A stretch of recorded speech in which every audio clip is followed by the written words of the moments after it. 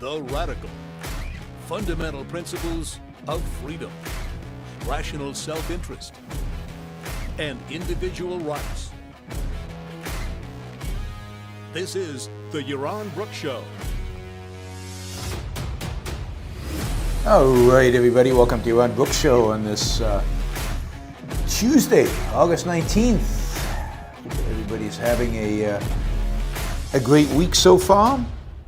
And yeah, we are all ready to cover the news and cover a variety of different issues regarding the news. I know today's show's a little earlier than usual. Today's show and tomorrow's show will be at this time, 12 p.m. East Coast time, and then on Thursday and Friday we'll be back towards to more normal, if you will, times for the Yaron Brook Show, and we'll see what happens over the weekend. I expect to do a show on Saturday, and then take a week off. So there'll probably be no shows next week while I am in Naples. I'm in a hotel with no guaranteed internet and no real guaranteed first setup. But we'll see. Maybe we'll do some surprise shows. You never know. And then a month in Florence, and in Florence I have an office. So in Florence we'll be able to do shows again as usual. So this is indeed my last few days in Lisbon, Portugal. So looking forward to moving on. But I like Portugal. I like Lisbon. It's been fun to be here, and I expect I'll be back probably pretty soon in terms of giving some lectures here, maybe in October. All right, let's jump in. So before the show started, or somebody pointed out to me that there was this video that's been released of an interview of Hasan Piker, who's doing it's almost 2-hour interview about why capitalism is so unpopular, why everybody hates capitalism, he's, of course, Hasan Piker is, I guess, a gamer and a big-time socialist, and is often cited as one of the big influences out there, generally with regard to socialism. I think he has a large online following, right? He's an online streamer and YouTuber, and he's 34 years old, so he's young. He's what do you call it? He works out, I guess. I guess he works out, and I don't know that much about him. I don't follow the sexy socialists online, I guess. But I saw this and I figured, yeah, this is my topic, right?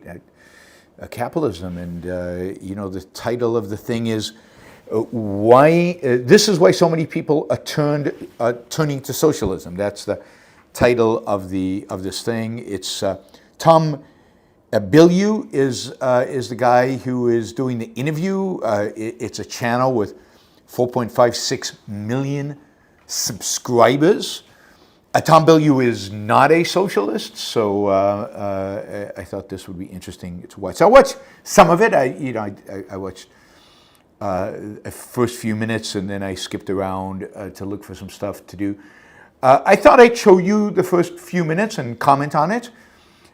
Maybe we could skip around a little bit and just try different other stuff to see if there's anything else to say. My guess is that I could take any section of this and critique everything he says, because what he says is, I mean, it's so ill-defined and nonsensical and contradictory to reality and to fact. But we can certainly look at this, and I think it's worthwhile looking at it, because it is the case that so many young people are turning to socialism. I will say, I've been around for a while, and it seems like every generation there is this question: why are young people so attracted to socialism?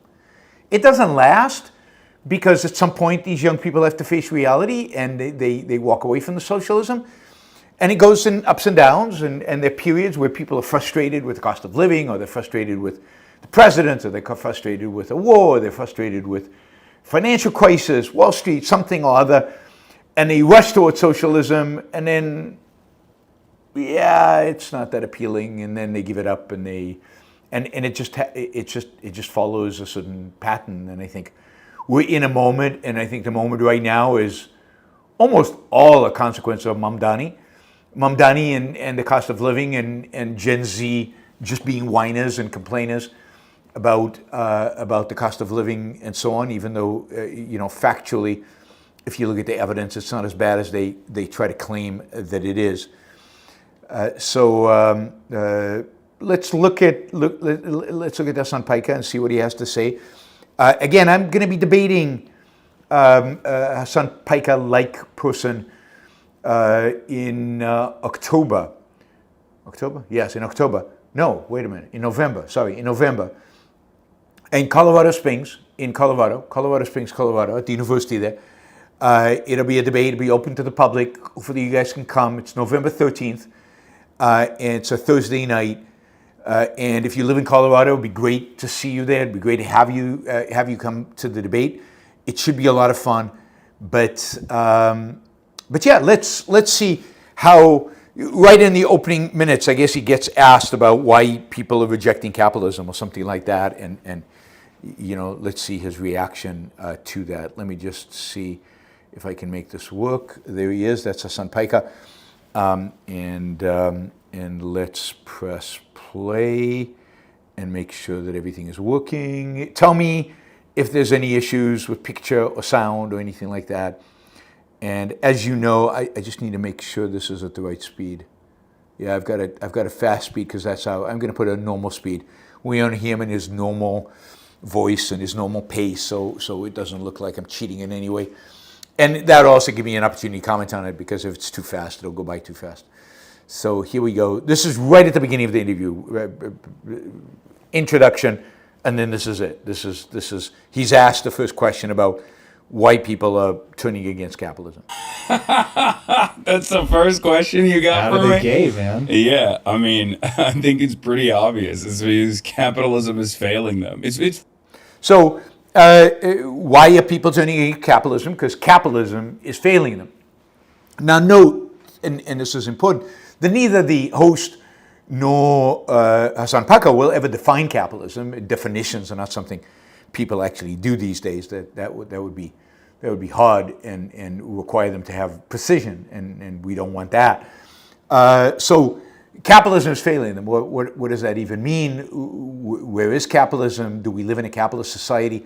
The assumption that everybody has is that we live under capitalism, and that assumption, it does immense damage to us all. I mean, there are elements of capitalism that we live under. We have some property rights, and we have some freedom, and we have entrepreneurs, and we have what he defines as capitalism, probably, which is a owner and kind of a capitalist and a wage earner separation of tasks. But is this capitalism? Is the massive amount of regulations that we have today capitalism? Is the massive amount of taxation that we have today and redistribution of wealth, is that all capitalism? Is in any of the important spheres, is the fact that the government is responsible for the printing of money, is that capitalism? We don't live under capitalism. That is the start. So the system might be failing people, and I think it is failing many people. It certainly is failing us in terms of what could be, in terms of the potential that exists, in terms of how rich we could be. But, it's okay to say the system is failing us. It's okay to say the current economic system is failing us, and in many respects that's true. But to say capitalism is failing us is just bogus and ignorant, I think. It's ignorant of what capitalism is, but again, who's going to spend any time defining terms? Not anybody we know, right? All right, let's see. Da-da-da.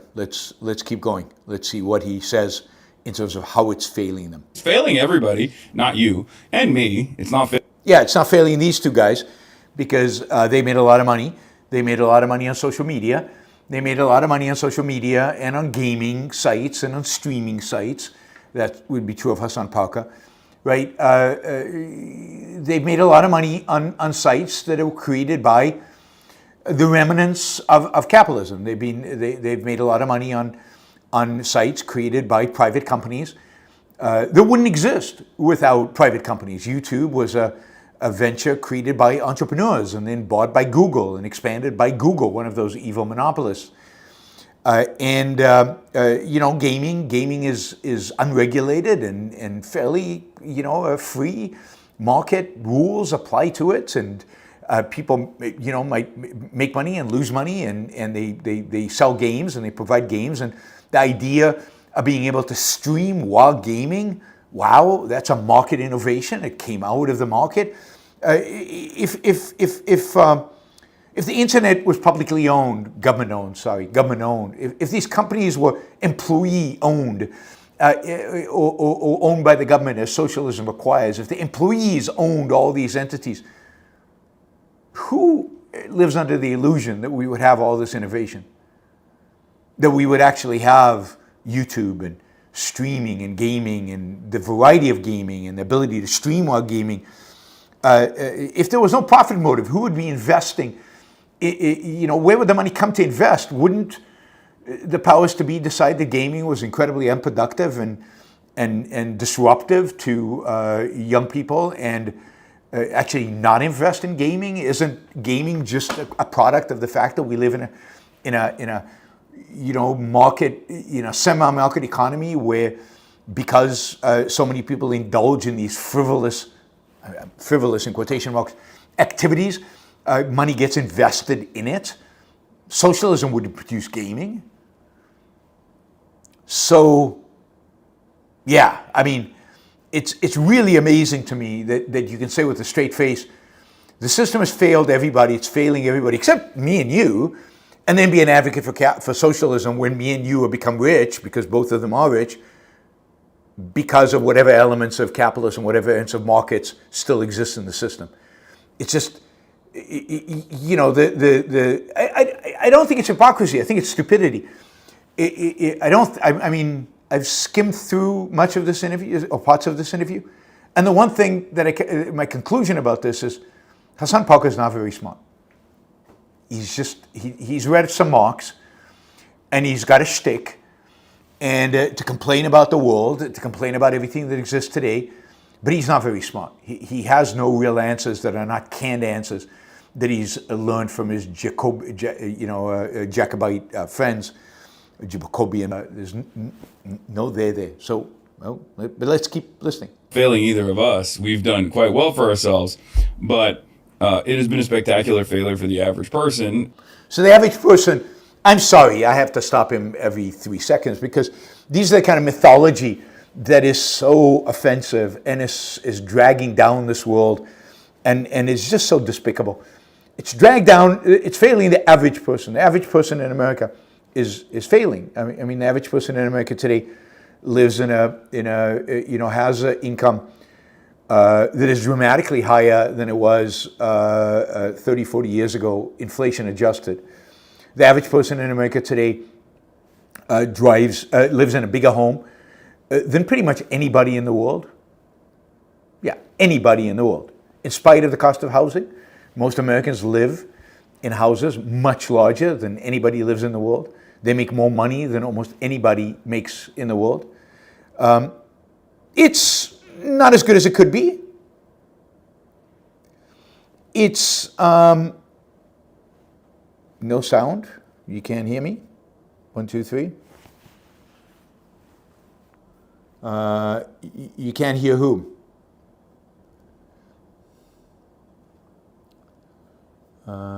Sound. Audio cutting in and out. Audio cutting in and out. That's weird. Why would audio be cutting in and out? My audio. Or somebody else, or the audio I play off the web. I am cutting in and out. I don't see why. The connection here is great. No streaming issues here. Maybe it's peaking. It could be peaking. I think it went red on me. All right, sounds good here. Other people are saying it's good. So I'm gonna assume it's good. I can't hear you on. I hear you. Audio fine for me. So some of you can't hear me and some of you can, and I don't have an explanation for that. I don't understand why some would and some wouldn't. Anyway, I'm going to get back to this because obviously it's not a problem that I can control if some of you cannot and some of you can hear me. I mean, look, there is no question that the cost of living is high. A lot of people can't afford homes. Mortgage rates are high. And we've had inflation, and inflation in the sense of rising prices. We're going to have more inflation in a sense of rising prices. And some people are struggling more than they should. But if you look at the big picture, if you have any kind of historical context or any kind of geographical context, geopolitical context, Americans are doing quite well relative to other people in other countries, including people in more socialist countries. I mean, everybody raves about Scandinavia, but housing is expensive in Scandinavia, and people own just as many homes in Scandinavia as they do in America. They have fewer opportunities. They make less money. They live in smaller homes. They ride bicycles in the cold in Copenhagen instead of driving cars because they don't have cars because cars are expensive. I mean, the taxes on cars in Denmark are unbelievable. I mean, it's not like they are thriving by any measure, and Americans are suffering somehow. It seems to me that American young people are just, I don't know, certainly there's a lot of frustration in America. It's why Donald Trump got elected. But are we really struggling? Is Gen Z really in bad shape? I've shown you graphs showing that Gen Z is the richest generation ever at this point in their lives. So let's say an average Gen Z is 25 years old. At 25, they're the richest generation. No generation at 25 was richer than Gen Z. So again, what is it exactly? What is it exactly that is problematic and causing people to have this feeling, an idea that the system has failed them? Now, I get it that things are not as good as they could be and should be. Right? All right, but then we have to ask what the cause of that is. And therefore, people are understandably looking for alternatives.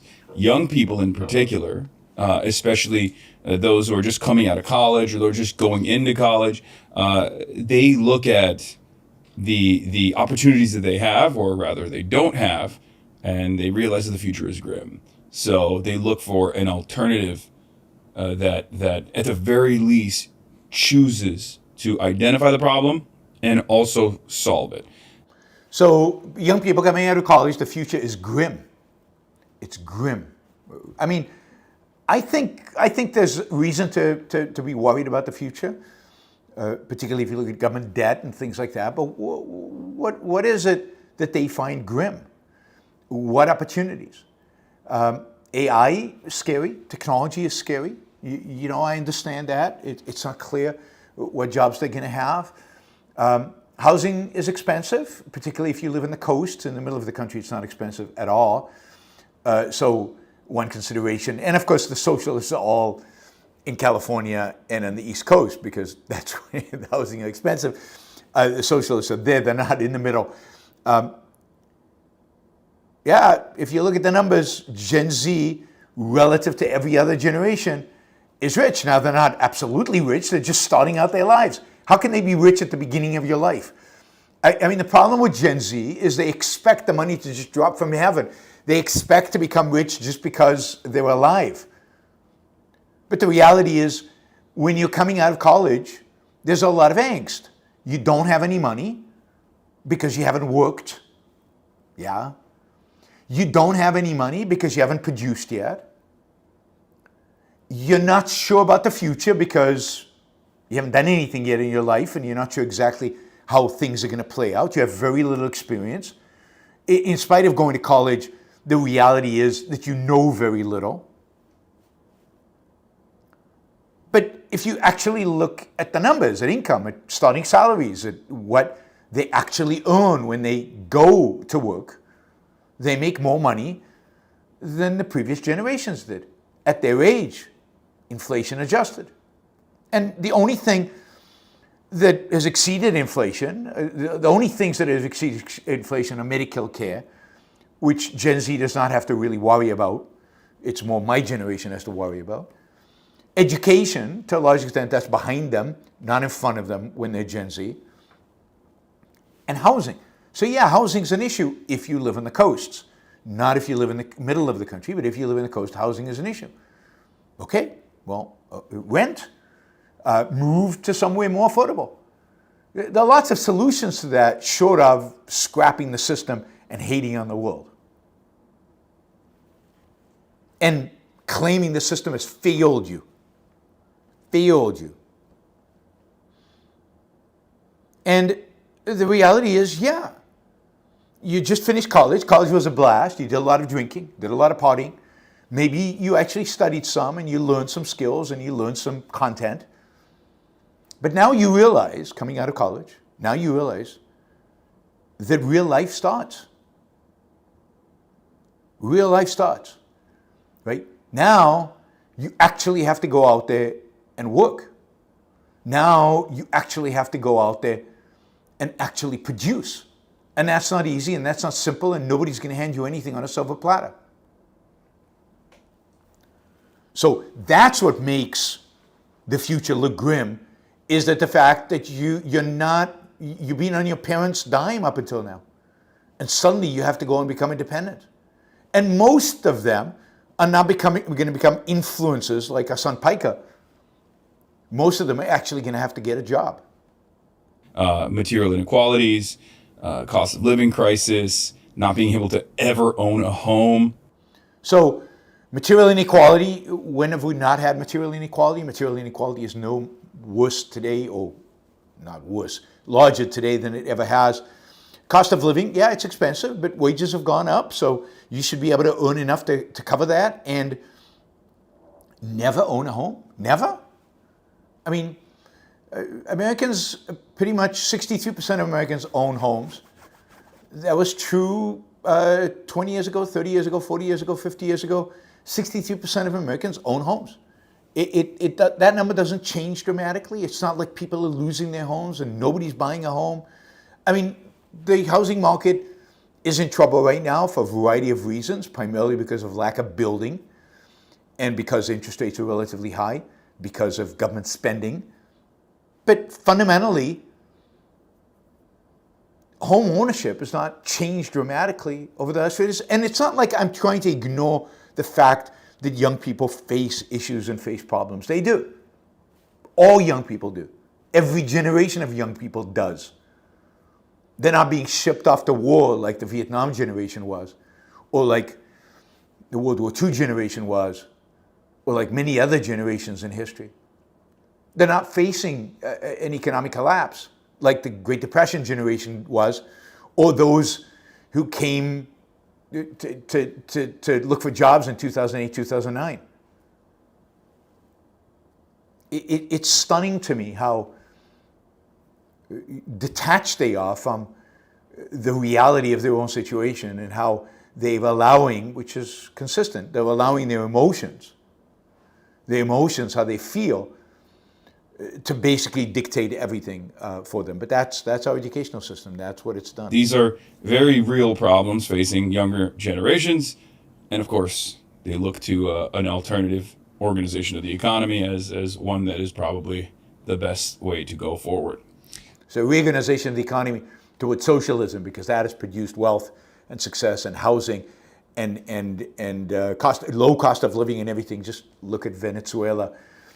Look at any socialist country anywhere in the world, and you find me a place that takes socialism seriously, where the cost of living is low, home ownership is high. Home ownership, wait a minute.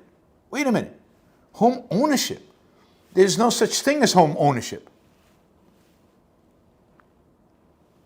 No such thing as home ownership.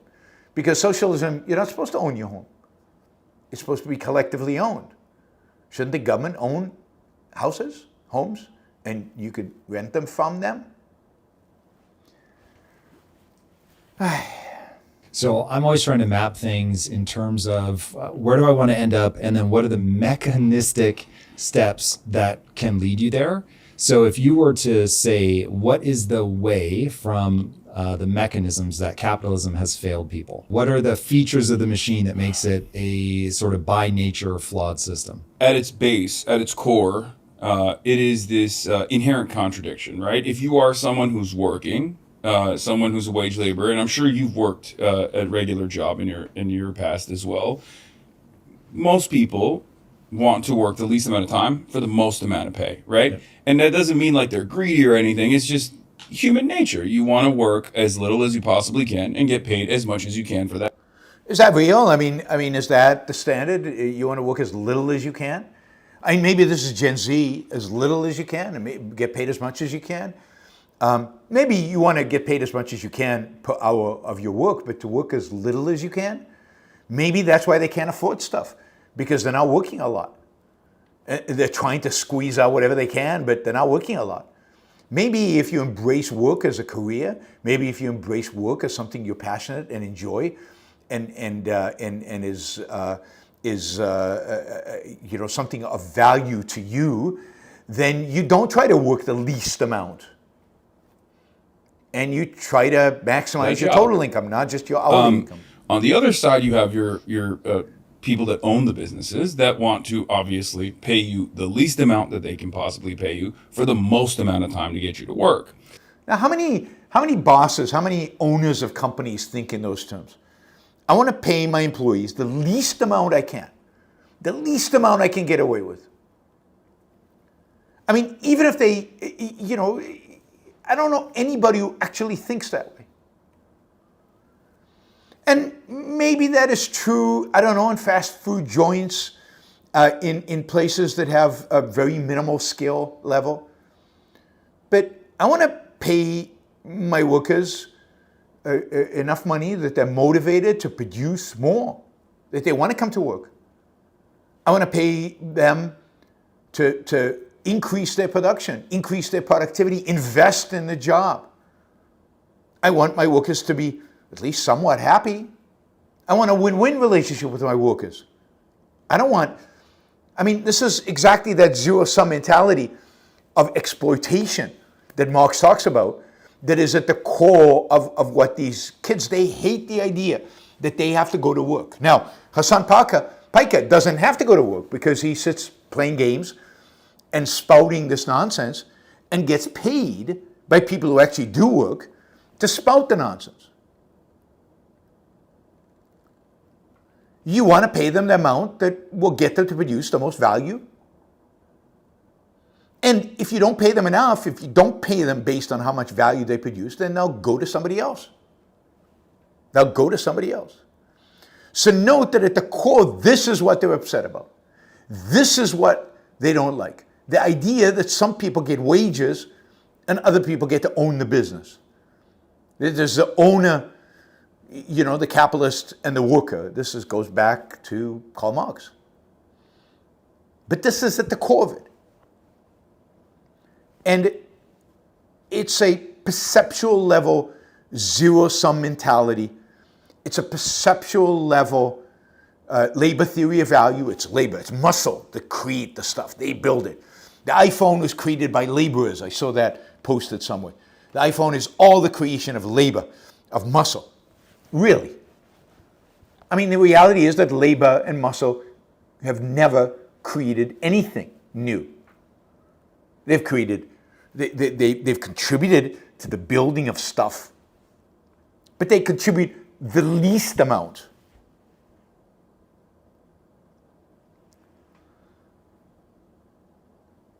So, what's this?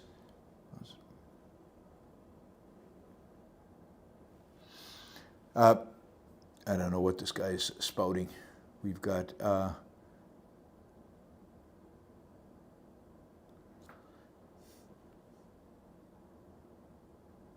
all right, I guess they're having debates on my chat, unrelated. All right, so just a little bit more. I don't want to. So these two things, when broken down, Karl Marx says, is the inherent contradiction of class.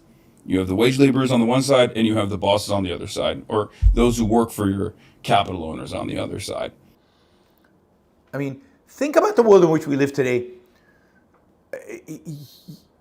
Do we really have classes in that sense?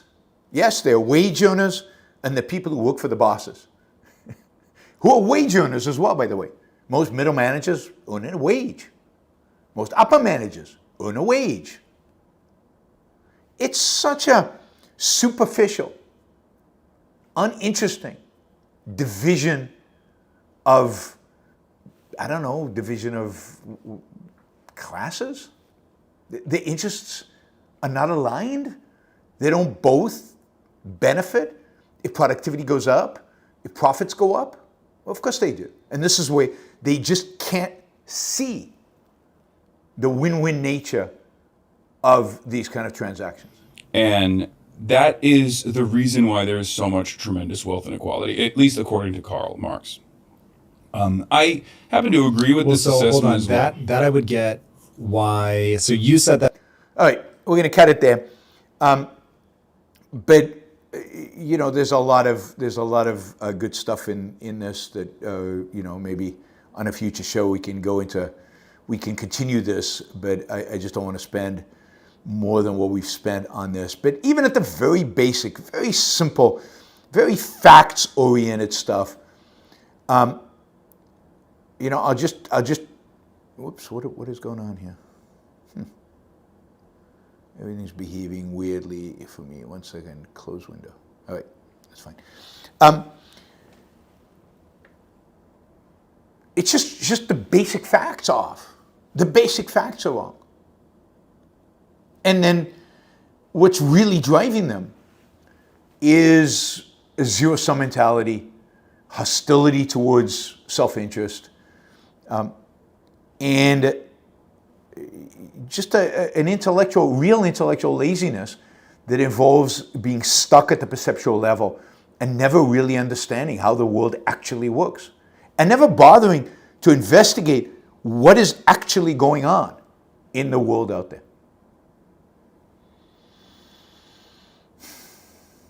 All right, talk about socialism.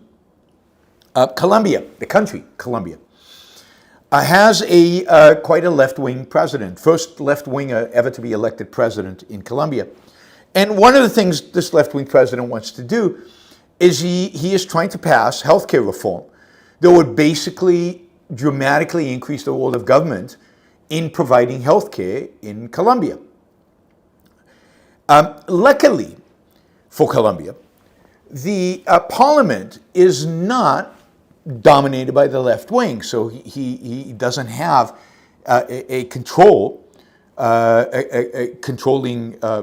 position in the parliament, and as a consequence, parliament is holding up his healthcare reform. They're objecting to his attempt to basically nationalize healthcare. It turns out that in Colombia, about 90% of medical services are currently carried out by private companies, 90%. Now, the government pays for most of it through a private insurance system. So there's private insurance, well, buy private insurance, but I guess the government pays the private insurance companies, it backs it all up, you know, in some way. And ultimately, the government is paying for healthcare while the healthcare is being delivered by private entities. So far from being ideal, but, you know, very much like Medicare in the United States. I mean, the reality is that almost all the healthcare you get in the U.S. is provided to you by private individuals, by private doctors, private hospitals, private clinics, private imaging labs, and so on. But that the payment for it often comes from the government. The reality is that the government pays well over 50% of all healthcare costs in the United States. And often, the funding that the government provides is funneled through the private insurance companies. And this is, it looks like Colombia has a similar system. So here you've got a president trying to move it towards socialized medicine. And he's failing. So what's he doing instead? Basically what the government is therefore trying to do, because it can't get its legislation passed, is it's trying to destroy the private insurance market. It's trying to get rid of private insurance companies. How is it doing that? By not paying them. By not paying them. So the private health insurance insurers are claiming that the administration, the regime there, is transferring less per user than required by law and haven't paid, with accumulated debts going above $2.2 billion. Now, of course, the administration is denying all this, but the effect of this is, I think what the government hopes, is that insurance companies will collapse. And as insurance companies collapse, private individuals who have insurance with these companies are then moved into the public system. And as insurance companies go away, more people now become dependent totally on the public system.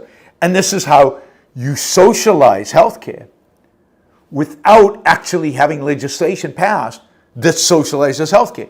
You just destroy the private market and you make the socialized market the only game in town, the only alternative that exists.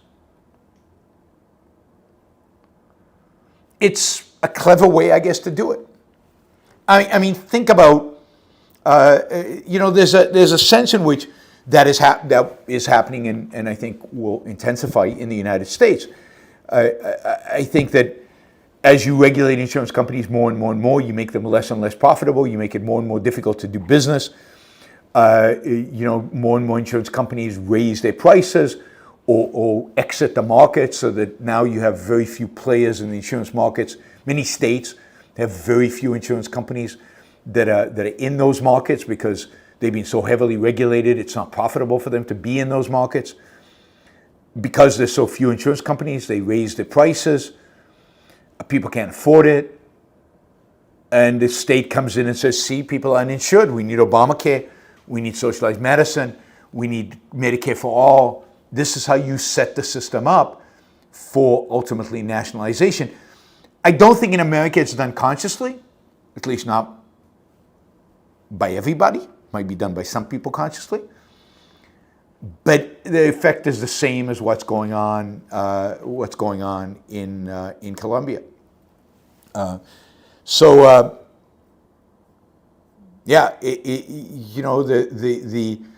This socialist, this leftist leader, Petro, who is the president of Colombia, elected in 2022, promising transformational changes. But when he tries to pursue those transformational changes, he gets blocked because the people don't actually want them. In a speech he gave at the United Nations in New York in 2022, he blamed capitalism for climate change, saying that it can lead to the destruction of humanity. So he is a leftist, a hater of capitalism, and using scare tactics. So you're seeing that in order to bring about socialism, they're willing to bring about a significant destruction of the private sector, and then again make the government the only alternative. Imagine if education in America was private, but you wanted to nationalize it. you would regulate the private educational system to death, and you would squeeze it every way you could, and you would make it so that the private schools would go bankrupt and everybody would have to go to the public schools, and that would elevate the public schools.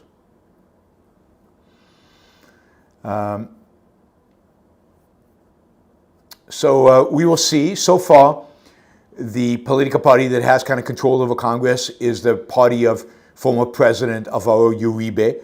Uribe is definitely a pro-market guy, relatively speaking. He's one of probably the better presidents Colombia's had.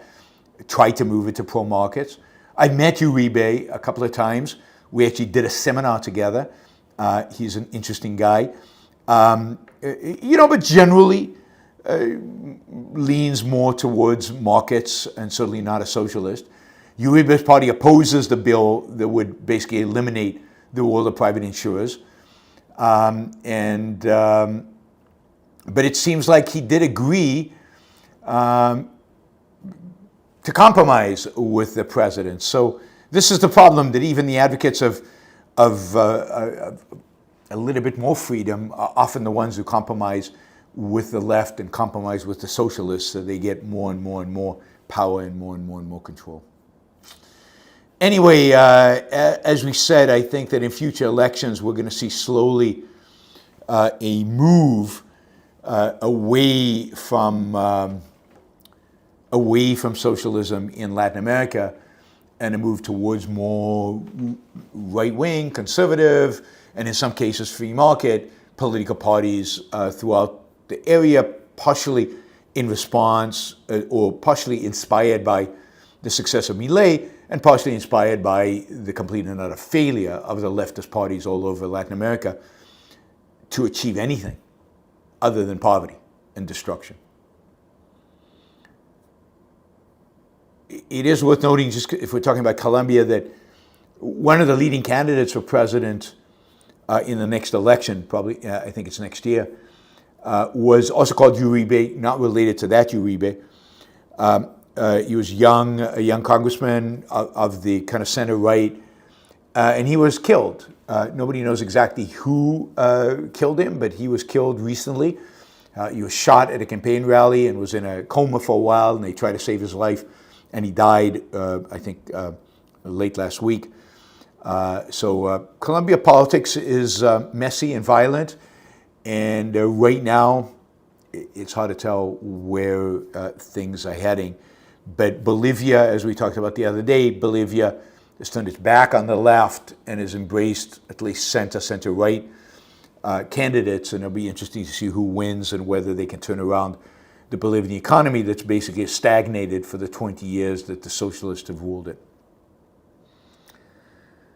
Talk about socialism and statism, but not in Latin America. Let's talk about it in America, in the United States of America.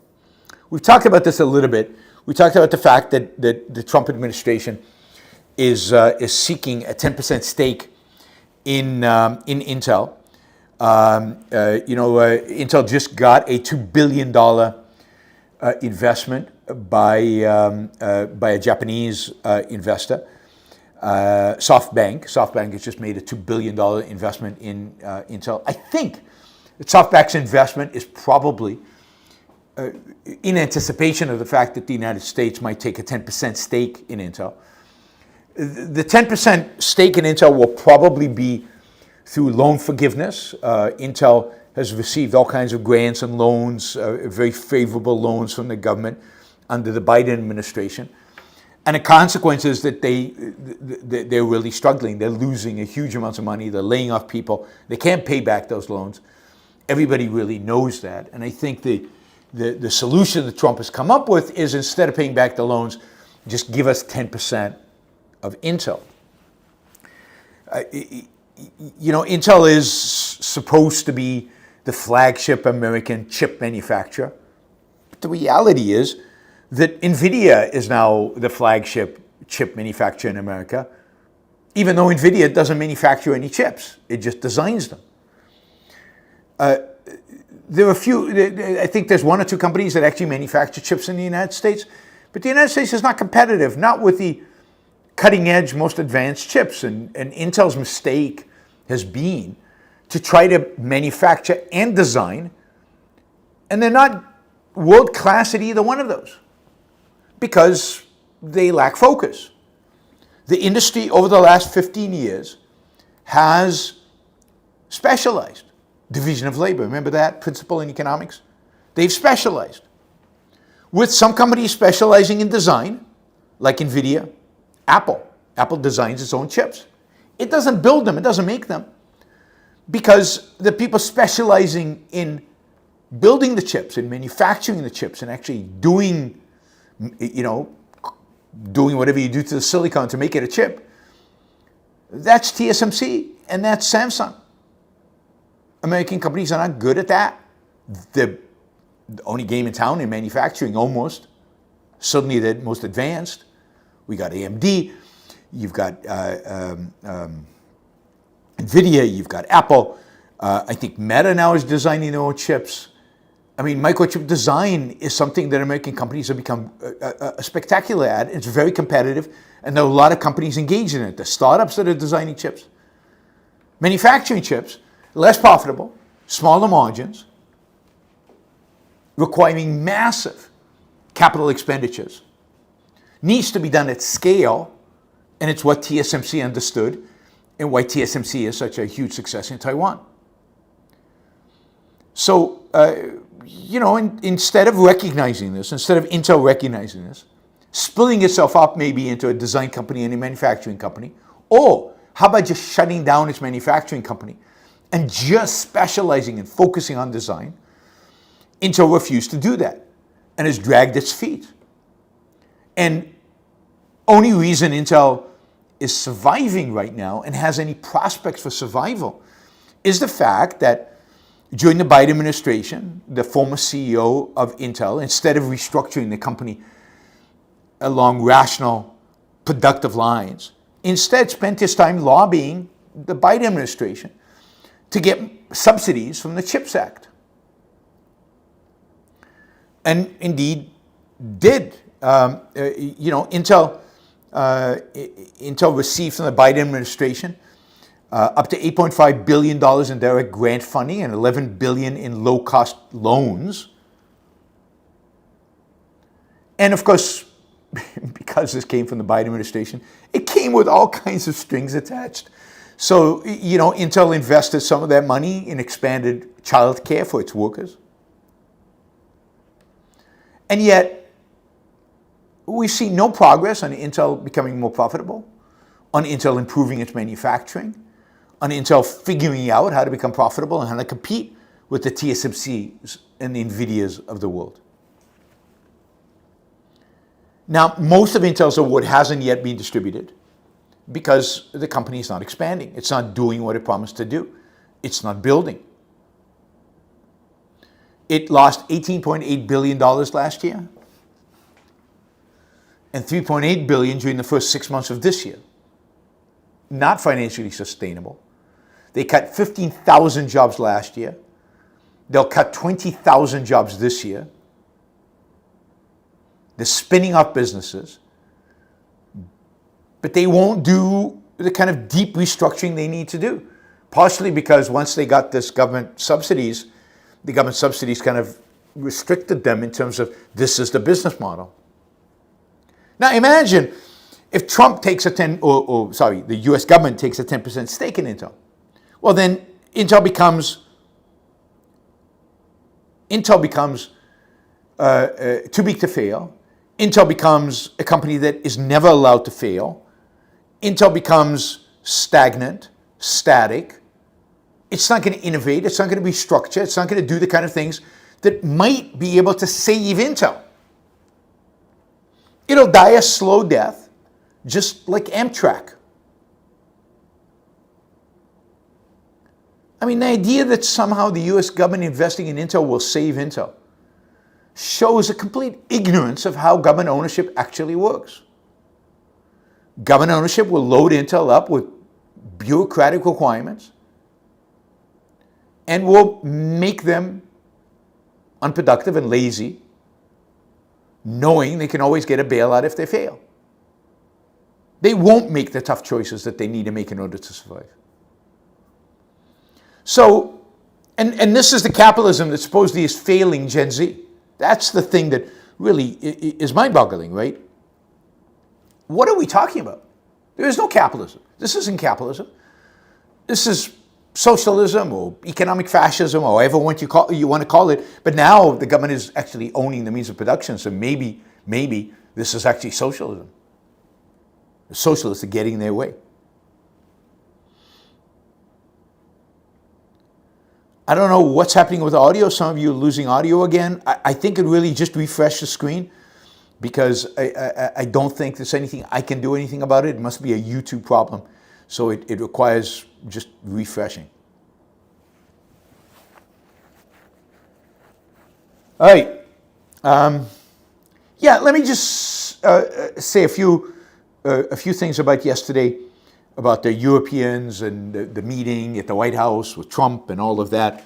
I talked about this yesterday. I just want to say, everything I've read since then just reaffirms the fact that this is grand theater. That there's no content here. There's nothing actually being done here. The reality is that the gap between Putin and Zelensky is massive. There is no compromise that can bridge that gap, and indeed Putin has shown zero interest in compromising. And yet, everybody is acting like something was achieved yesterday. Everybody's acting like, wow, Trump really moved us forward. Everybody's acting like it's imminent that Putin and Zelensky are going to meet, and that something good would come of that meeting.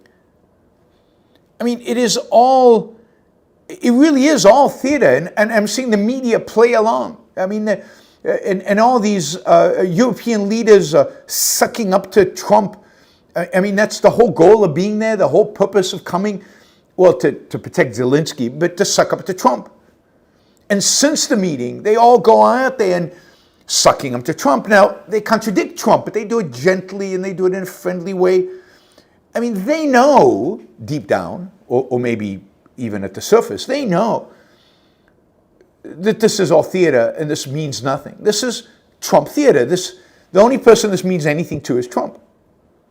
Putin knows it's theater. Putin knows nothing's going to come of this.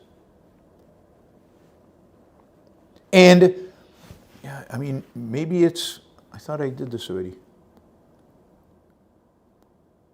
It could be the volume was just spiking, and YouTube cuts it off because it's spiking. So I've adjusted it a little bit. Tell me if this is better, and if it stops going up. But some of you think that this is. I mean, nobody ever talked about putting U.S. troops on the ground. So Trump ruling out U.S. troops is meaningless because nobody's ever advocated for putting U.S. troops there. Security guarantees are meaningless because there's no deal.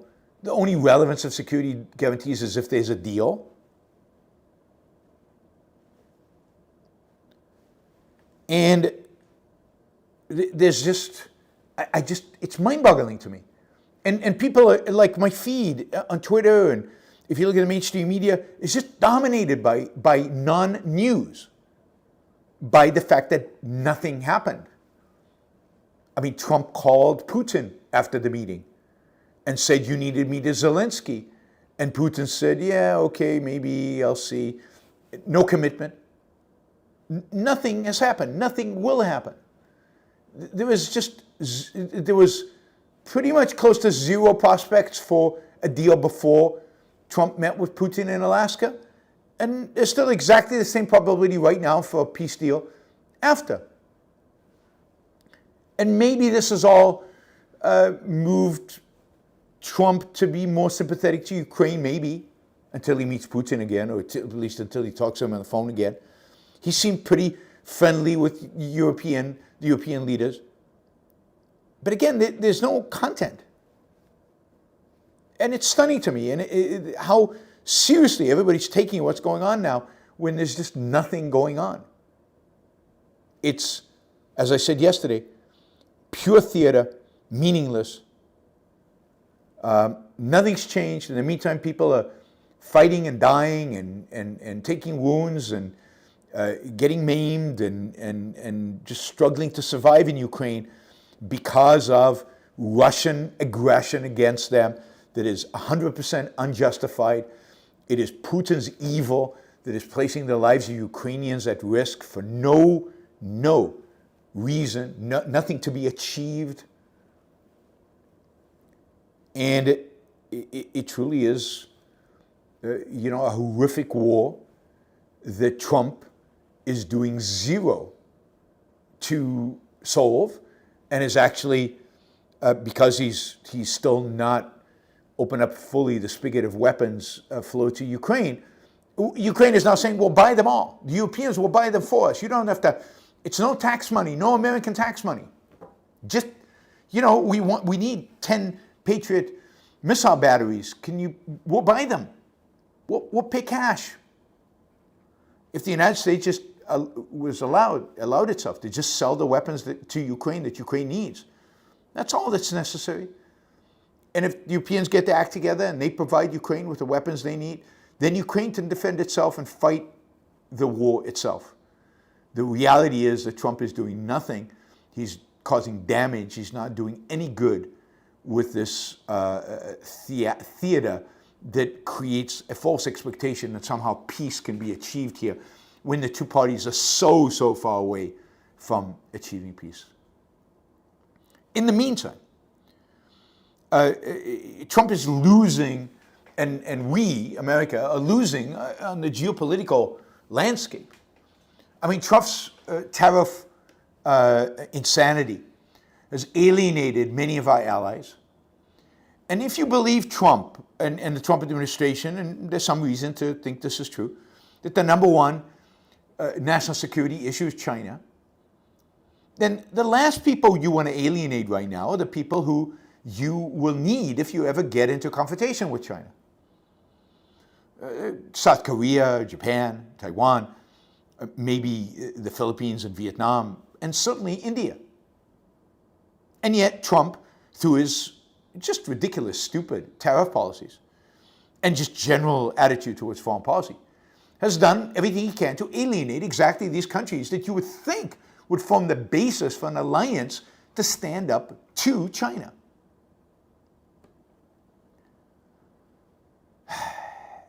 And the consequence of this, particularly if the way he's treated India, is alienated, whereas India should be a close ally of the United States. India has very much similar interest to the United States in that part of Asia. Instead of, creating closer relationship with India, instead of building on that relationship, increasing trade, building on trade to create ultimately a national security alliance with India to face off against the Chinese. Instead of that, we have antagonized them, alienated them, taken the side of the Pakistanis when, Pakistan is far less likely to be a true ally to the United States than India is. It's just mind-boggling how ridiculous, how bad the United States is positioning itself geopolitically in Asia, given the potential threat that China poses. And the consequence of this is clear. The consequence of that India is moving much closer to China. India is basically saying, we don't want an alliance with the United States. Can't rely on them. They stab you in the back. They don't really want trade. They want to bully us. They've teamed up with our enemy, the Islamists in Islamabad, in Pakistan. We don't want. Why should we align with the United States? It's better to figure out how to deal with China. So you're seeing, and this is true, by the way, of South Korea after their negotiations for this trade deal with the United States. The president of South Korea immediately goes to China to schmooze with Xi. The same thing I think is going to happen with Japan. Japan and China are going to go closer because of Trump's alienating the Japanese. And here you get right now, the Indians and the Chinese getting closer, even though they have a disputed border, they're getting closer. They're in deep talks on how to form a much closer alliance, how to increase trade, and even maybe have a closer relationship between China, India, and Russia. I mean, everything that we're seeing right now on the world stage really does bring home the notion that not only doesn't Trump do 5D chess, he can't, from a geopolitical perspective, from a state of the world perspective, he can't even do 1D chess. He's just not capable of thinking strategically. And as a consequence, we're losing. We're losing allies, and we're strengthening our enemies. All right, finally, I saw this chart. I thought this chart was really cool, so I thought I'd share it with you. Let's see, I can do this. Yeah, there we go. This is a chart of the amount of money spent on lobbying a year. So this is K Street coffers. This K Street is the street that lobbies. This is the amount of money spent. This is total value of Q2 tariff lobbying. This is just lobbying for tariffs by contractors. How much have law firms and others been lobbying, have brought in income for lobbying with regard to tariffs? So there's been an 834% increase, 834% increase in tariff lobbyist revenue compared to the pre-Trump levels. A 599% increase in tariff lobbyist revenue this year compared to last year. A 233% increase in registered tariff lobbying disclosures in Q2 2025 compared to Q2 2024. 110% increase in average tariff lobbying in Q2 2025 compared to, this is average tariff lobbying contracts. The other one was disclosures. In other words, tariff lobbying has gone through the roof. This is the guy who promised to drain the swamp. These lobbyists are the swamp. And he promised to get rid of them, drain them. They are the swamp animals. And instead, there are more swamp animals than ever, gone through the roof. And this is the point. The more government intervenes, the more government gets involved in the economy,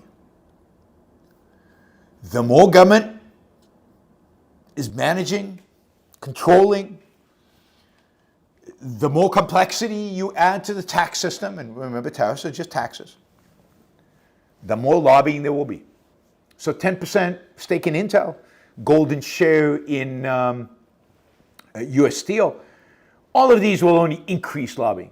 Tariffs that are very, very complex and bizarre and with all kinds of tariff schedules and all, thousands and thousands and thousands of goods.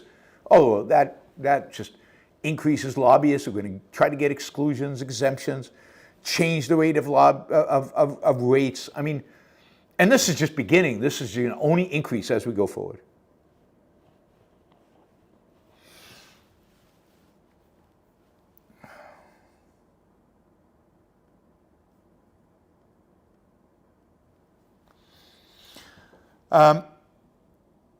All right.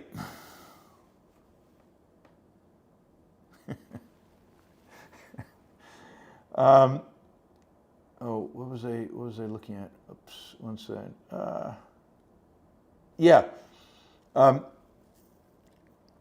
This is kind of funny. Again, relating to the war. This is from a report from what was going on in the White House. So I'm quoting for this. At the White House on Monday, Zelensky and the Europeans likened giving away the remainder of Donetsk region to Trump. They likened it to Trump giving away Eastern Florida, according to two people familiar with the matter. They added that the US president was struck by the analogy. The guy he's not smart, to put it mildly. So you have to draw maps to him and say, look, it's a piece of Ukraine. It is Ukraine. It's part of our country. Would you give up part of Florida, where you live, to Russia or to Mexico? Why would you do that? So you have to concretize it for him. You have to draw the picture for him, because he otherwise doesn't really get it. It's hard. It's hard for him. I sympathize. I don't sympathize, I guess, but I realize how difficult this is. All right, that is the news for August 19th, and we will move now to our Super Chat section, and you're invited to come and ask questions and participate in the Super Chat. Feel free to do so. We've covered the first hour goal, which is good because we've just slipped into the second hour. But please feel free to cover our second hour goal. It's $250 an hour, and we're definitely into the second hour. So please consider supporting the show. This is a show that is made possible through the support from you. Couldn't do it without you. So we don't have a lot of questions today. So if you want to keep the show going, I've got at least until the top of this hour. Come in with new questions. You can also support the show with stickers. I will remind you, we have three sponsors for the show. One of them is the Ayn Rand Institute. The Ayn Rand Institute right now is promoting the Ayn Rand Institute Live, which are classes that you can take from the Ayn Rand Institute. Anybody can take them. You just have to pay the tuition fee. But you can participate live, or you can take them recorded. You can do homework and get it comments on the homework, or not do homework. A very flexible, incredible flexibility for the first time. Everybody can attend. And some terrific classes. I will be teaching a class next year on capitalism, so you'll be able to attend that. You can register now for the classes being offered for the fall. And you can find out about those classes, and you can register at aynrand.org/start here. You can also get a discount, a 10% discount, because you're listening to Yaron Brook Show. Special discount for Yaron Brook Show listeners. All you have to do is, when you sign up, put in the code 25, it's the year 25, YBS 10, 25 YBS 10. Alex Epstein is a sponsor of the show, the best thinker out there on all things energy and all things climate change. And you should be reading, a regular reader of Alex's Substack for information that is so relevant today. I mean, I'm sure you get into discussions with family and with co-workers about issues relating to climate change and issues related to fossil fuels. Alex will provide you with the talking points. Alex will provide you with knowledge that is invaluable and you can't really get anywhere else. So check it out, alexepstein.substack.com. And finally, Hendershot Wealth, Hendershot with 2 T's, Wealth, Hendershot, just like it sounds, 2 T's, Wealth, .com/YBS, where you can find information about the product that they have now that really is there to shield you from, or to shield you from capital gains taxes. If you sit on a large portfolio of stock that is appreciated, or particular stock that is appreciated, let's say you're an employee at NVIDIA and you've made a lot of money off of the stock, but if you sell it, you're going to have to pay a lot of capital gains taxes. Well, Hendershot Wealth has some solutions for that. Has some ways to get it to at least defer that dramatically into the future. Check them out, hendershotwealth.com/YBS. But also check out the video I did with Robert Hendershot that's on my YouTube channel, and that is in the playlist under sponsors, and to get more information about what this product is and does it apply to you. All right, let's jump in with some of the questions. Shazbot says, Ben Shapiro just released a video titled, "Could Trump's masterstroke end the Russia-Ukraine war?" Well, I mean, if Ben Shapiro is honest, or if he still has brain cells and he's still thinking for himself, then yeah, that'll be a short video because the answer will be no. What is the masterstroke? What was achieved here? What did he get? How is this going to end? Did he just get Zelensky and the Europeans to agree to give up Donbass? Did Trump get Putin to agree to retreat from the Donbass, or to agree not to take the Donbass, or to give back other territory in Ukraine? None of that has happened. They haven't even agreed really that there's anything really to negotiate. Yes, there's a lot of talk about security guarantees. A lot of talk about security guarantees. But security guarantees are for after a deal is struck. But what is the deal? And why not just accept Ukraine into NATO as a security guarantee? Why are these weaker security guarantees being offered?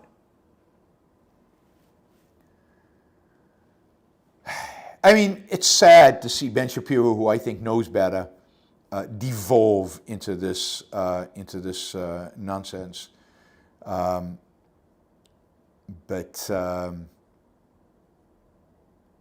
Yeah, I'm just looking through the questions to see if there are any others on this, so we can get this out of the way.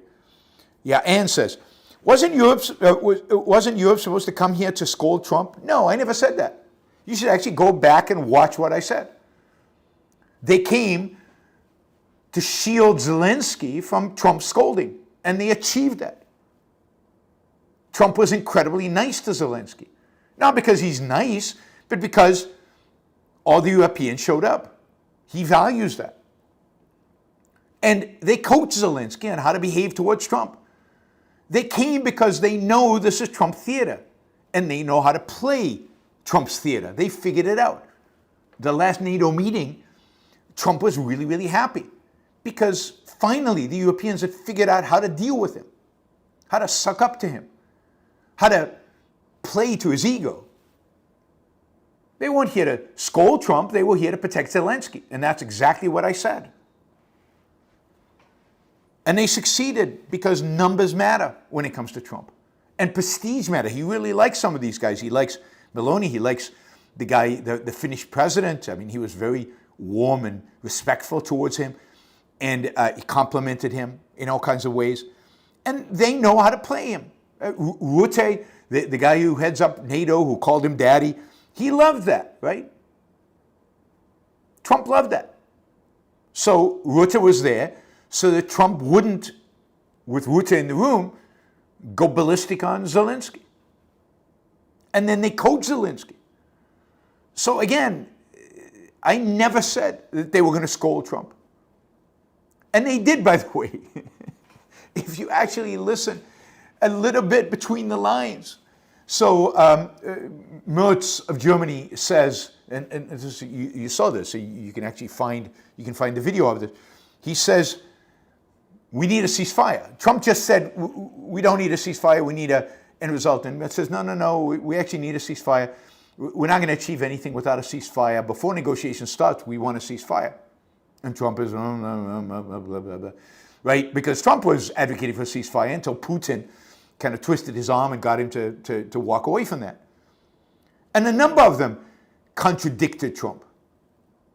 But they did it in a friendly way, with a smile, patting him on the back, telling him how wonderful he is, telling him how great of an achievement it was for him to meet with Putin, telling him all this stuff in order to soften him up. And that was their job there. Their job was there to make Trump soft, and they were really, really afraid that if Zelensky showed up again alone, he would be ganged up on. Notice J.D. Vance was quiet. Didn't get anything for J.D. Vance. None of his bullying, the way he went after Zelensky the first time. So everything that I said would happen, happened. So you can twist it and misrepresent what I actually said. But this is exactly what I said would happen during this meetings has actually happened. And as we watch into the future, My guess is I will be right again. That is, nothing will come of this in terms of peace. And Ben, yeah, it's sad. It's sad. All right, let me thank some of the people who gave stickers. Roland, thank you. Jason, thank you. Jeffrey, thank you. You too can just do a sticker. You don't have to ask a question and support the show that way. Augustinos, thank you. Whoops, what happened here? Silvanos, right at the beginning. Thank you, Silvanos. Raffaele, thank you. And Gail, thank you. And Mary Aline, and I think we're good. I think I've thanked everybody. Hopefully I didn't miss anybody, but I think I thanked everybody. All right, Remo asks, are you going to see Veritas by Raffaele Monti at the Museu Almeida now that you're in Lisbon? Yes, I think we're going to that museum tomorrow. So I think we're going to see that tomorrow. Yesterday we went to another museum with a lot of Portuguese art from the 16th century and 17th century, and quite impressed by the Portuguese artists of that period, influenced both by the Italian Renaissance, obviously, but also by the Flemish artists. So you get a lot of details. You get a lot of, I mean, it was really interesting to see kind of the different influences on Portuguese art. Surprising. I didn't expect much. I expected a lot less.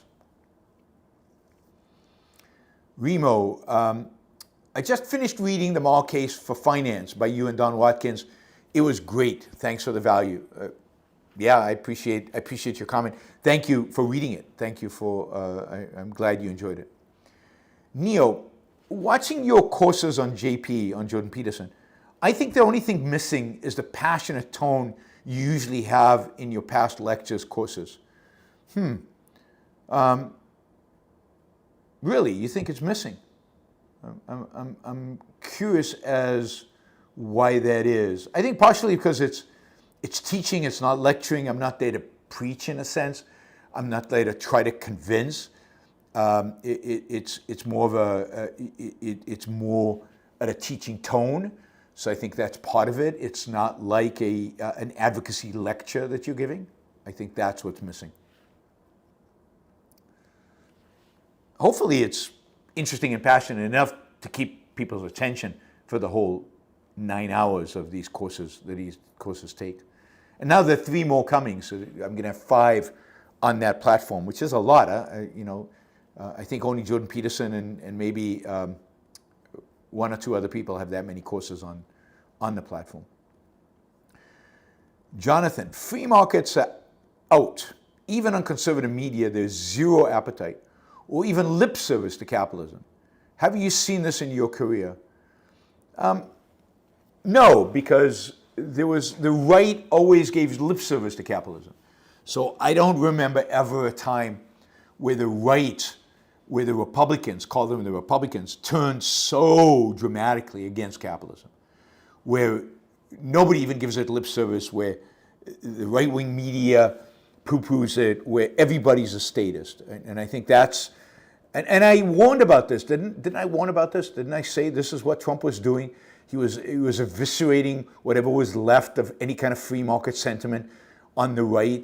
You saw some of this in 2016 to 2020, but now it's just dominant. It's just dominant.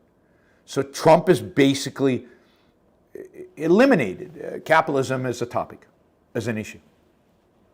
And everybody now on the left was always a statist, and now everybody on the right is a statist as well. And there's just no opposition party. And again, this is what I said. I said there would be no opposition party. That if Republicans went this direction, there'd be no voice for even a semblance of free markets.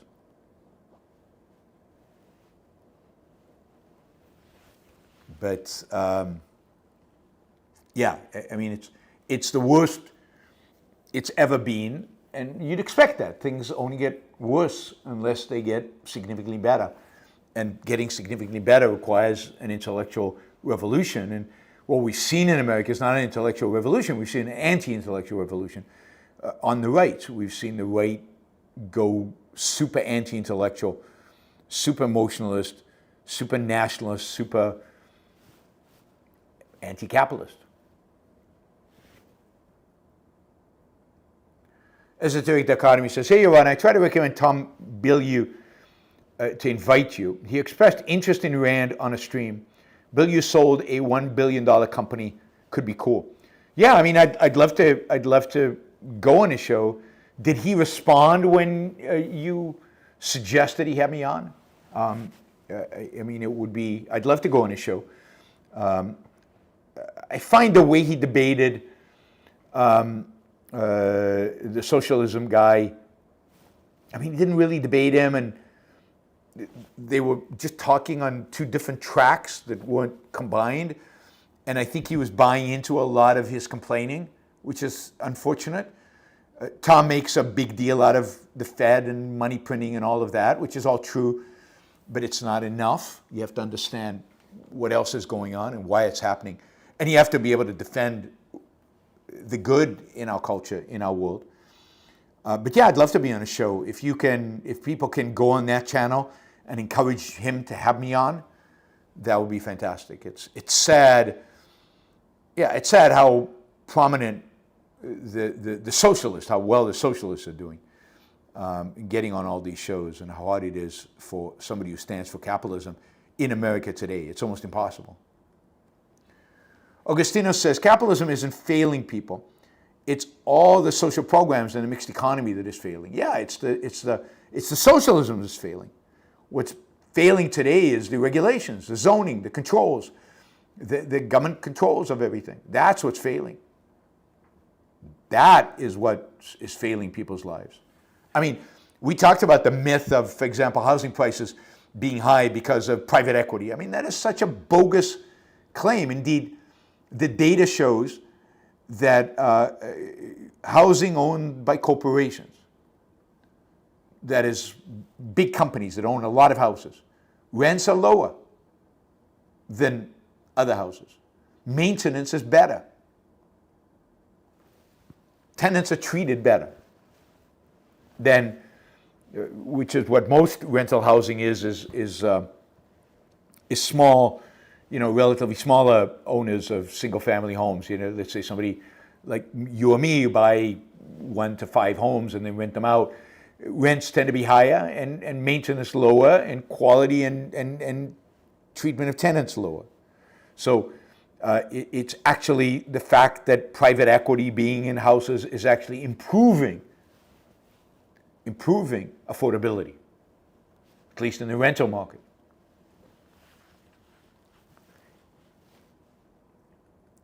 And private equity is not going to overpay. They're not going to pay above market prices. Why would they pay above market prices to buy homes? So they're not what's driving up prices. Their homes don't sit empty.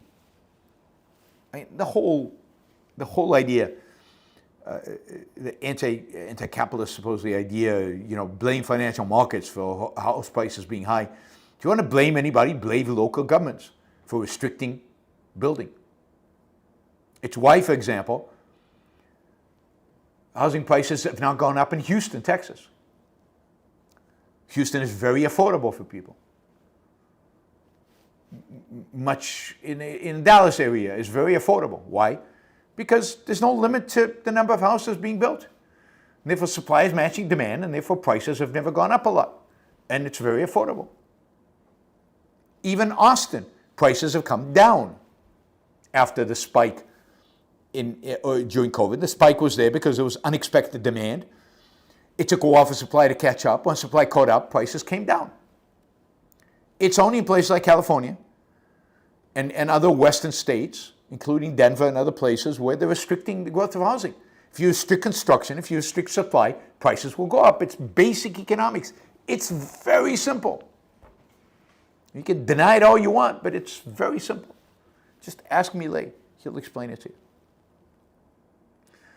Ryan, the future is grim to young people because they have to work hard. They see the wealth our generation built and figured it was a cakewalk. Yeah, they look at older people and they say, how come they have a lot of money? Well, because they worked hard for it. I had nothing when I came out of college. Literally nothing. I mean, I didn't get out of college until I was 30. I mean, I finally got out of college I was 32. And I had nothing until I was 32. And then when I was 32 and got my first job, I already had 2 kids. So I had nothing and had 2 kids. And I don't know, somehow managed. And I don't look back at those years as, ooh, those are terrible years. No, I was a student, I had 2 kids, I worked hard, I made a little bit of money, we fed the kids, we took care of the kids, we had a little apartment, we grew, you know, and then I got a job, and I made, I don't know, what was my first, $63,000, and I thought I was a billionaire, which led me to ultimately, you know, get into debt, and I lived in debt until, I probably didn't have a positive net worth until I was in my late 30s, probably till I was 38, 39. That's when I had a positive net worth. And what are these kids complaining about?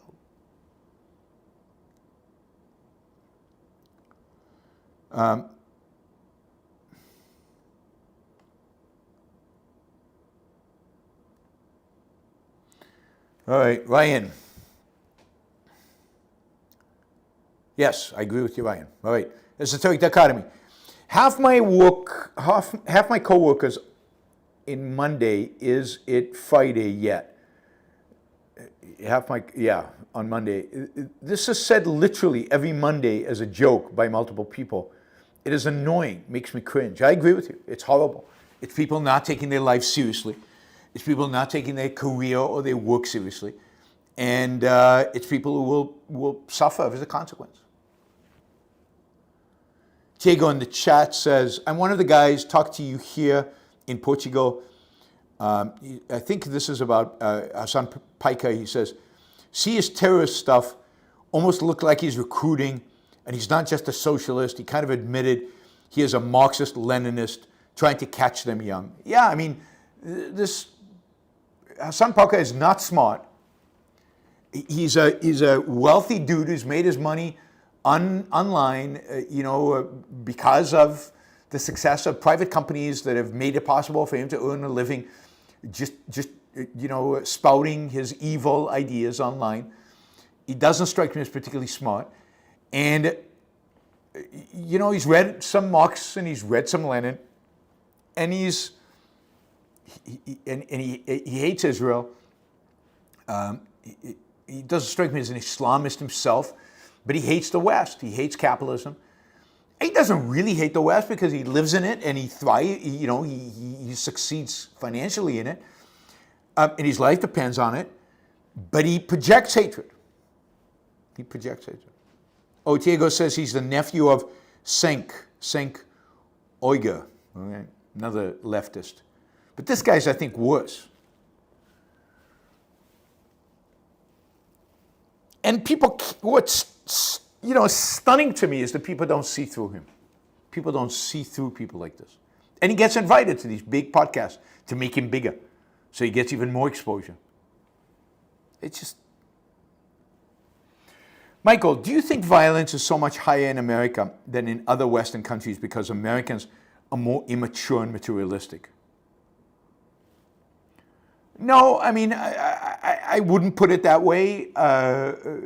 Maybe materialistic, but I don't know that I would put it that way. I think it's because our educational system has failed a large number of Americans. It has made them emotionalist, and it has driven them to view the world as a zero sum.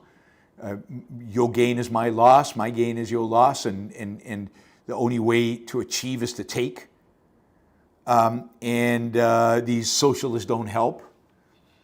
But I also think there's something in American culture. It's about go out and get the stuff, and that could be really misinterpreted wrongly if the attitude is zero sum, and if the attitude is perceptual level, and if the attitude is there's only winners and losers, and I want to be a winner. That can easily devolve into violence. I also think that the gun culture in America doesn't help. The idea that you could just wield guns around and play with guns, and guns are no big deal, and we don't take guns seriously enough. We have more violent crime, particularly more deaths here in America than any other civilized place on the planet. But it's this, maybe it's materialism, but it's materialism with emotionalism and betrayal, just a horrific betrayal of the welfare state and government education. Michael continues, they feel more pressure to achieve wealth and status. If they're not achieving it, they become anxious and insecure and lash out violently. Yeah, I mean, I think there's something to that. I think that's part of what I was trying to say about, quote, ambition, even though that wasn't the right word. I agree with you. It's about wealth and status in and of itself. There's a certain narcissism. But again, it boils down to the failure of education. It boils down to a zero-sum mentality and viewing the world through that kind of mentality that drives this. But yeah, it's wealth and status for their own sake without understanding the means by which wealth and status are achieved. And that drives so much crime. Michael continues, this is a different question by Michael. You said Social Security is relatively easier to save with some tweaking, but are Medicare and Medicaid impossible? Will they collapse in your lifetime? Well, I mean, they won't collapse in the sense that the government will just tax more and fund it through tax money, which is what they do today. I mean, people who pay into Medicare consume $4 for every dollar they put in. And where do those other $3 come? They come from general revenue. So there's no matching. Whereas in Social Security, we pretend like we only spend the money we raise. In Medicare, there's no pretending. In Medicare, we just spend whatever necessary to spend. And we raise, the raising of money is unrelated to the spending of money. So Medicare and Medicaid will be saved through taxes. Now maybe they'll shrink a little bit over time. Maybe, again, with Medicaid, you can raise the retirement age. You can reduce the benefits. You can privatize pieces of it without privatizing the whole thing. You can do all kinds of things to save these programs. Medicaid is more like welfare because this is people who can't afford it. You can reduce the number of people eligible for Medicaid. You can lower the threshold in terms of income. You can do all kinds of things to limit its use. You can have price controls over drugs. That'll reduce the amount of money spent on Medicaid and Medicaid. But there's no way to do that. There's no way to keep Medicaid and Medicaid and Social Security, all these things.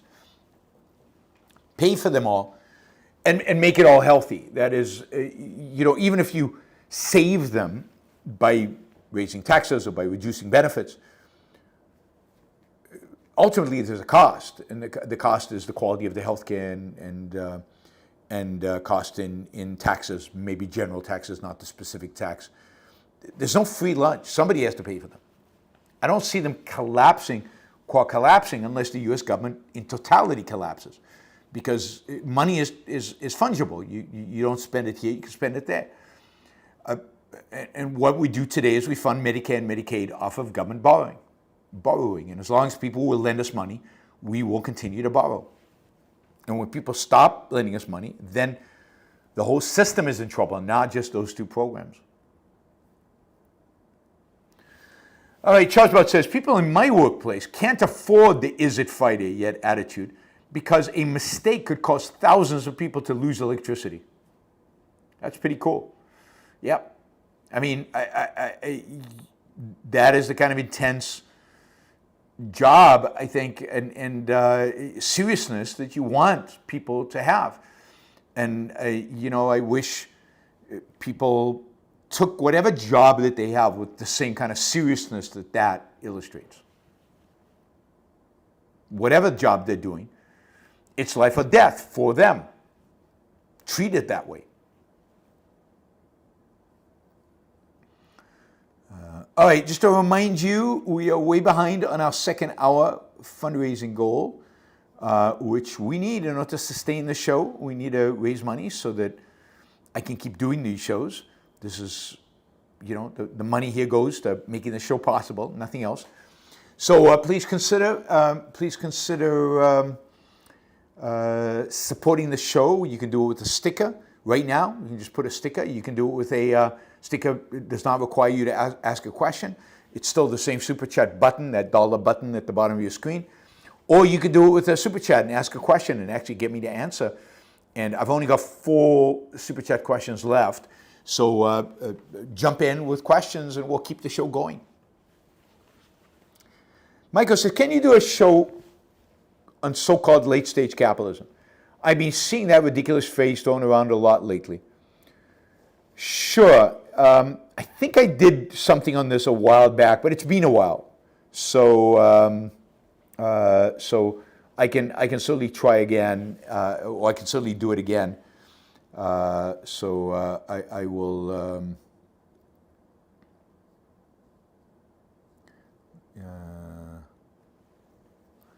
So I will. I can do another show on late stage capitalism. If I don't do it in the next couple of weeks, remind me again, Michael. But I will try to do it. I'll put it on my list of shows to do. Michael, if America embraces hate and fascism, oh, by the way, Michael, if you see a good video describing what late-stage capitalism is, send it over my way so that I can use it as part of it. Michael says, if America embraces hate and fascism, it will be our own downfall, absolutely. Hopefully we don't take the rest of the world down with us. Well, I mean, a lot of the world will suffer. If we fall, a lot of the world will fall too. And what the world loses is any semblance of a shining city on a hill, any semblance of a model. If America fails, they'll perceive it as the failure of capitalism, the ultimate failure of capitalism, and it's going to be very hard to recover for the rest of the world. So we will take a lot of the world down with us. Maybe not all of it, but some of it for sure. Michael, the number of IRS audits has dropped significantly under Trump. Is he just protecting his crony friends who donated to his campaign? I mean, I don't know, but there's no question that MAGA has this deep suspicion of the IRS. They don't like the IRS. They don't like income taxes. They don't have a replacement. They don't have any other mechanism for raising revenue, but they don't seem to care. They're almost like the MMT, the modern monetary theory crowd. They think you can just print money and that's all that's really necessary in order to achieve economic growth. So yeah, they one of the maybe benefits of Trump presidency is a less active IRS. All right. Michael again. Michael says, Destiny is not a pedophile. These are just slanderous smears. Having regular discussions, debates on his channel is a straightforward way for your show to reach the next level. I don't know if it's the way to reach the next level, but it certainly can't hurt in terms of subscribers, as my earlier appearance on his show showed. Islam Ali says, thank you. Thank you, Islam Ali, and thank you to John for doing a sticker. And that is it. I've run out of questions. So unless you jump in quickly now with a question, that will be the show. I will remind you that tomorrow it'll be the same time, 12 o'clock East Coast time. So Silvanos will be happy. He likes the early shows. But yes, 12 o'clock East Coast time tomorrow. Then we will revert back to our regular time of 3 or 4 p.m. East Coast time on Thursday and Friday. And I expect to do a show on Saturday, also probably at 2 or 3 p.m. East Coast time. So, and then I'll probably be taking a week off, and then we'll start up again once I get to Florence.